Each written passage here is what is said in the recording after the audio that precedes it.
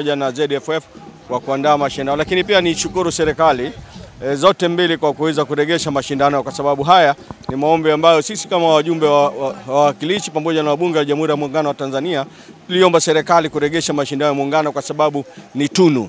Hii muungano ni tunu yetu. Kwa hivyo tumefurahi sana kuona kwa mashindano yamerudi, na sisi kwa kama viongozi wa wananchi tumeshiriki katika kucheza mchezo hii ili kuiunga mkono vyama hivi vya mchezo wa mpira wa miguu hapa Tanzania vyote viwili, na tunaziomba serikali yetu izidi kusaidia na wale wahisani na wafadhili mbalimbali, makampuni mbalimbali waweze kusaidia mashindano haya ili yarudi kama zamani yalivyokuwa. Na imani kwamba kurudi kwa mashindano haya ni chachu ya kuongeza au kuregesha ile soka letu kwa juu zaidi katika ukanda wetu huu Afrika Mashariki, lakini kwa Tanzania kwa ujumla.